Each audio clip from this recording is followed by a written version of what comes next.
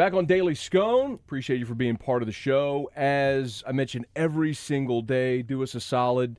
Subscribe, however you're listening to this. If there's someone in sports media or who aspires to be, or who you think might find this helpful, pass it along. There's tons of episodes.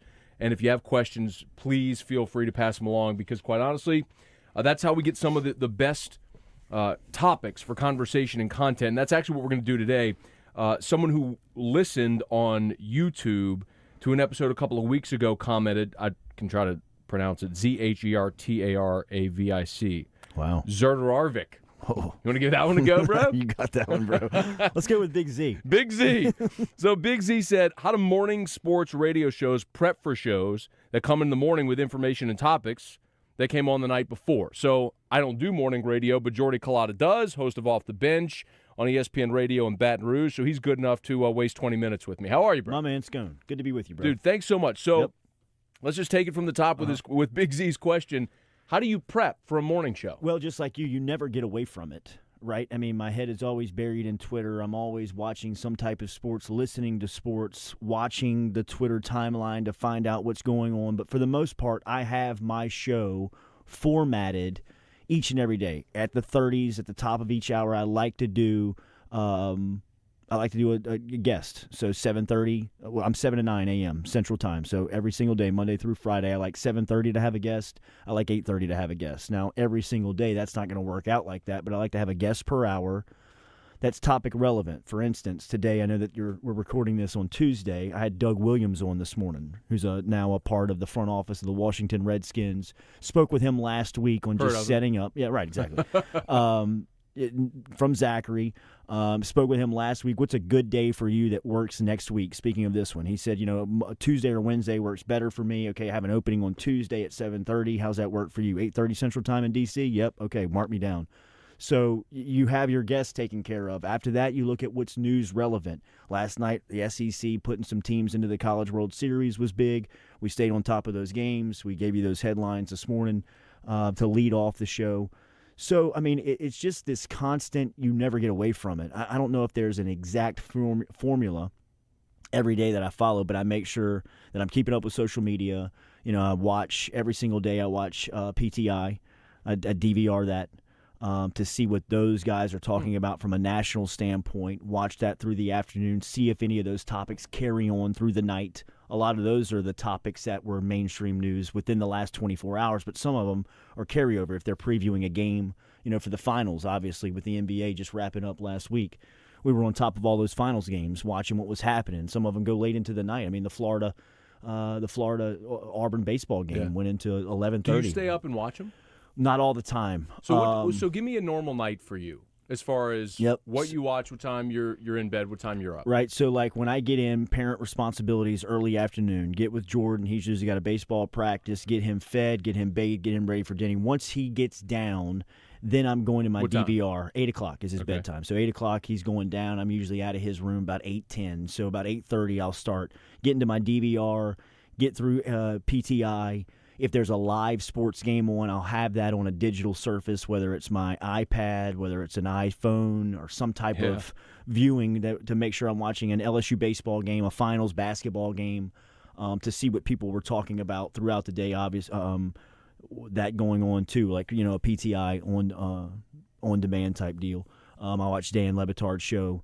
I can't even think of it now. Highly Questionable. HQ. Yep. DVR that one as well, just to get a little personality from sports. So I'll start watching that into the night. But now I'm usually starting to kind of, because I'm doing this in bed. I usually get in bed about 8:30, 9 o'clock. And I'm doing all this viewing and kind of taking some notes mentally, writing some notes down on my phone for tomorrow morning to keep up with. And usually I'm asleep at 10 o'clock. Okay. You know what I mean? Like, it's if there's a game on that I need to watch, I'll kind of force myself to stay up, but my body clock at this point just won't allow me because I wake up every day at 4:15. Okay, no so alarm clock. Alarm at 4:15? No alarm clock. So you're just up. Right, I'm up. Wow. My body pops up, and it doesn't matter if it's Saturday, Sunday, matter if, Aaron and I could go out and have a good dinner, have a couple glasses of wine, and still you're up, 4:15. So 4:15, that's when I get into the finals, like the final scores of last night, to get the the definite news. What happened? What was the outcomes of the games last night that I need to report on this morning? And, the relevant news topics, hopefully I've done enough last night with the reading of what's coming up to have an understanding of what we're going to talk about in our A block. The A block, I know they use that in television, but we call that 7:15 on Off the Bench. I like to have the biggest story of the day there. So we have our headline segment from 7 to 7:10 where we just kind of recap all those news stories. We take the biggest one out of the headlines and put it in the 7:15 segment and talk about that for 5 to 6 minutes. And then you go into a guest at 7:30. Going to guest at 7:30. And you wrap an hour. Close an hour there. Do you all right, so up at 4:15, what time are you in the building? 5:15. So you're in the building at 5:15, so you got an hour and 45 before you go in there. What are you doing for that hour 45? Hour 45, I'm making sure I'm getting all my biography notes right on my guest to make sure that I'm introducing them correctly, not giving them, not taking away anything that they may have accomplished. Want to make sure and give them. I look at it, and I got this from you. I'm inviting them over to my house. I don't want to invite somebody over to my house and disrespect them. I asked you to come here this morning, Doug Williams. Let's make sure and talk about what you accomplished at Northeast High School, at Grambling, playing for Eddie Robinson, first pick, Tampa Bay Buccaneers, all that stuff. I want to know all that. Whether or not I say it or not, I want to have that just in my mind so I know that. That's a lot of the stuff that I'm doing when I get in. Rivers, our producer, does a great job of formatting the show. So when we get in, we all use a document that we all have access to. And she does a good job of, because I'll send her the guest names the day before. So she'll have 7:30 Doug Williams in, 8:30 we're talking to Neil Weiner about his cornerback this morning.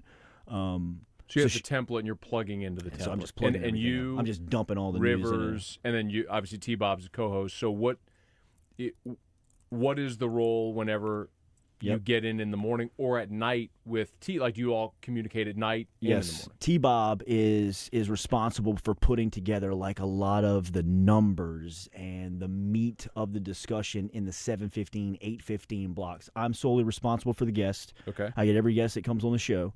And then from there, we just kind of start feeding that document. Rivers kind of oversees the whole thing. She puts the top stories and headlines. And from there, we just kind of fill in the information. Nathan's our video producer. He's getting video, B-roll, and all of our guests on our topics that are being talked about and discussed that day.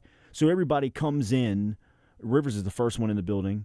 I usually kind of stumble in say about 5:15. She's here every day at 5 a.m. And 5:15, then Nathan and T-Bob will get in there, and everybody has a defined role to get in there and kind of work. So it's pretty much quiet till about 6:30.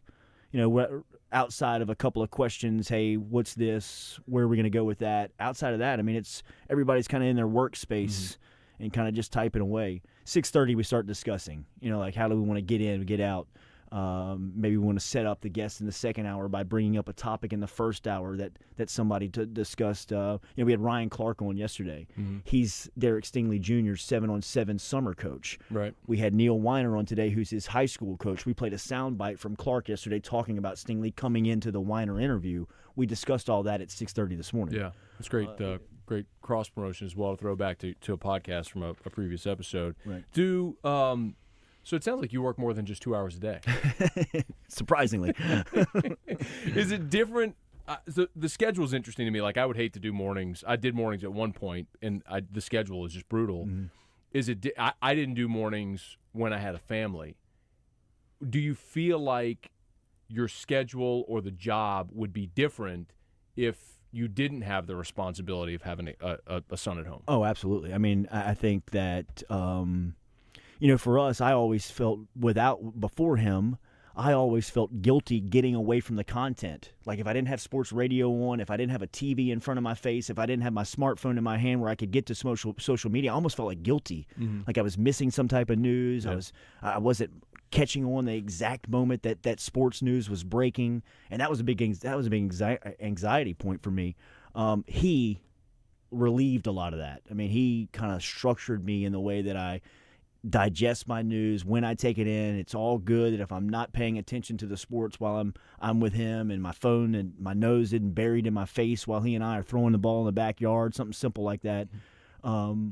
So yes, I mean, like, he has totally changed the way that I format, and actually it's probably brought me more structure. It's probably gotten me to a point where I'm more structured to the point. I understand when I'm with him, it's our time, it's family time. I understand that, like he and I will watch the ball game, right, and we'll watch sports and we'll talk sports because he likes it and he's passionate about it. But I'm not by any means forcing him to do prep work with me before we go to bed. We're not. Give me Aaron Nola's whip in June. We're not reading your book, all right? We got to find out what's going on with the Phillies here. So something I talk about often is get your foot in the door, and that would actually be a great thing to talk to you about. Is just about like the hustle to get in.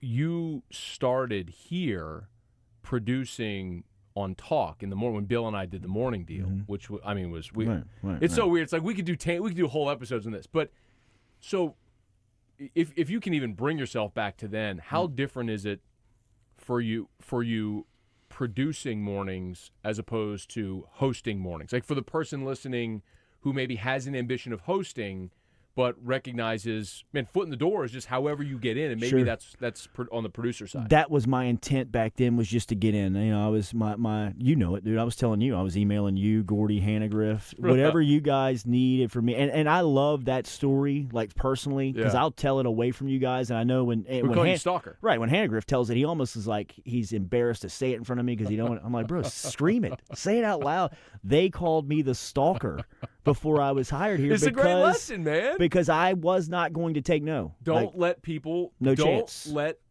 forget about you. No chance. He was not going to not hire me. And I told Gordy that. He kept telling me no. I said, well, I mean, I'll be back tomorrow. You know what I mean? Like, I'm going to be here tomorrow. I had been here for like a hot minute. Yeah, maybe like 3 weeks. Like a minute. Yeah. And you're blowing me up. I'm like, bro, I know you can get me the job, dude. Get me the job. You're like, dude, bro, I'm just trying to fit in. What I'm doing here. And then the first thing you ever did was when we had LSU Football Media Day.